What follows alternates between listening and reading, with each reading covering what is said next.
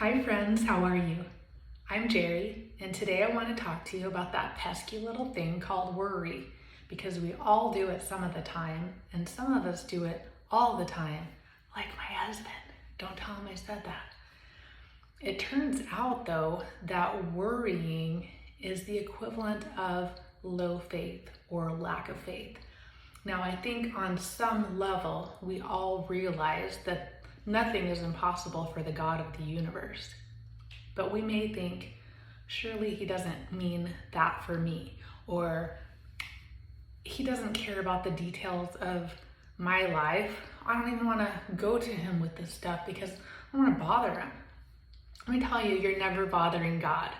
And it may be hard to believe, but the actual God of the universe cares about you and me and the details of our lives. And we can come to him with anything, and we should come to him with everything.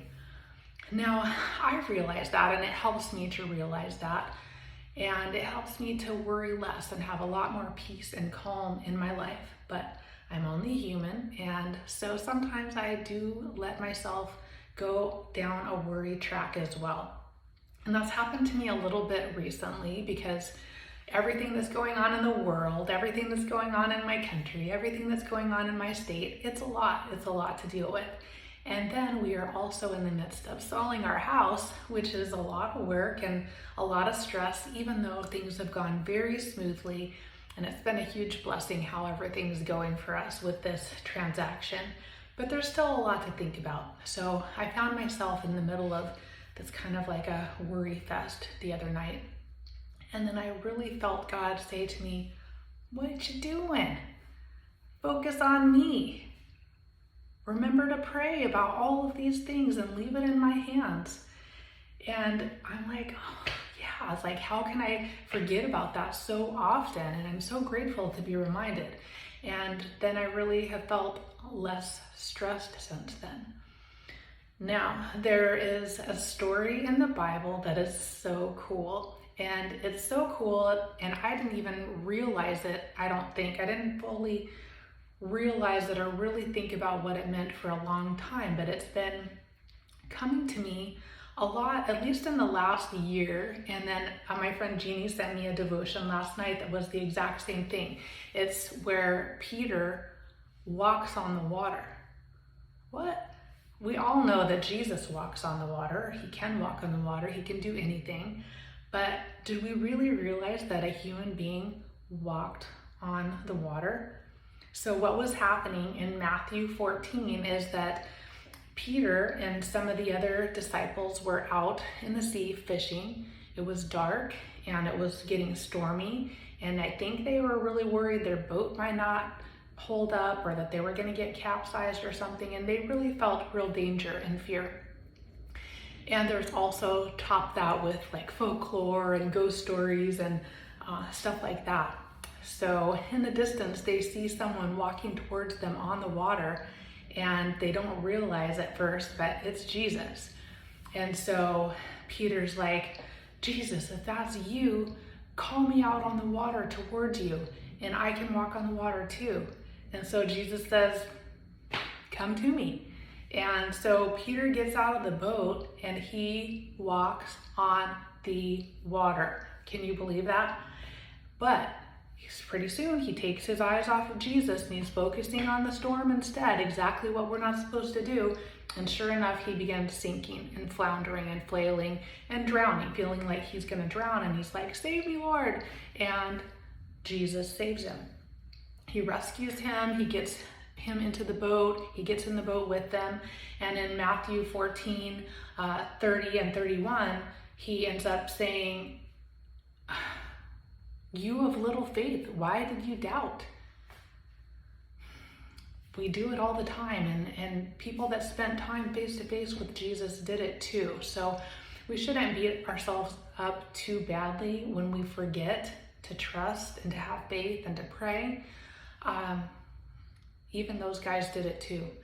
But it's good to remember, and it's good to get into the practice of having that faith and praying and just not being afraid to go to God with everything. Now, I happen to be in a season of my life where a lot of my prayers are being answered, and some of them even to a greater degree than I could have thought to ask for. And I'm so grateful, so grateful.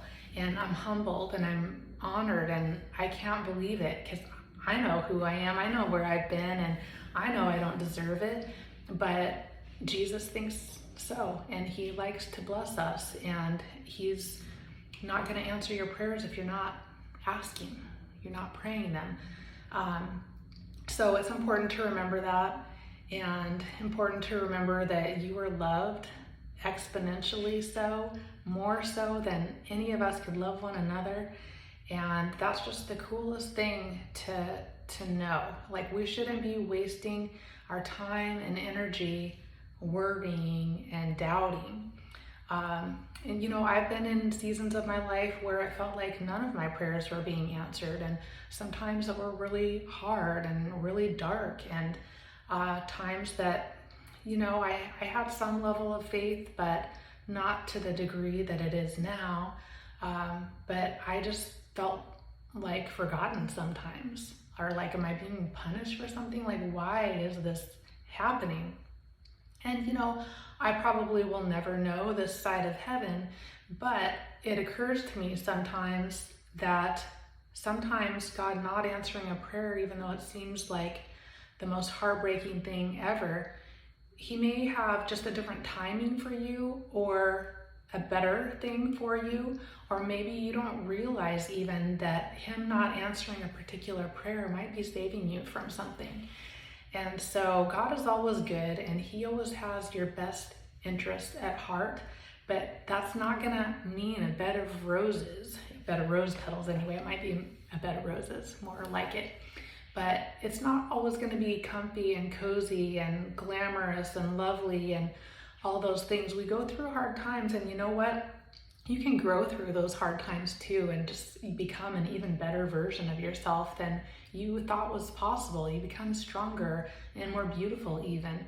And God has in mind for who he designed you to be. And so through trusting him, through going through the hard times that come your way with him, with prayer, and just really thanking him for the blessings that come your way as well, of course. But that's some pretty powerful stuff, and you can live your life with peace in all situations if you just come to that realization that if you've accepted Jesus as your Lord and Savior, you are golden.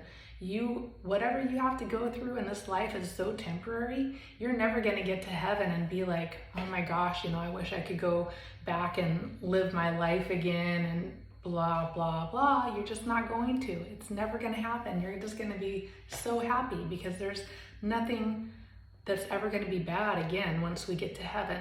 And so we have to make that choice though. Otherwise, heaven would just be a repeat of what we're doing here on earth, where we are fighting with each other and hurting each other and killing each other, and all these things happen.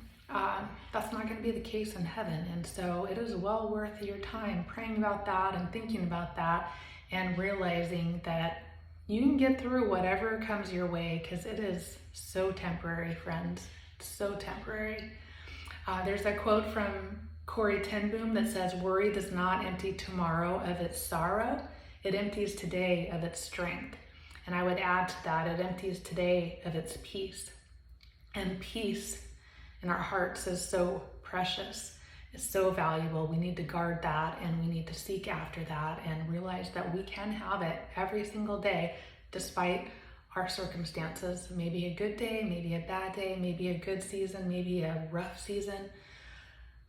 But you can always have peace in your heart, and I hope that you will find that and treasure that and seek after that with all your heart. And I hope you have a blessed day, and I'll talk to you next time.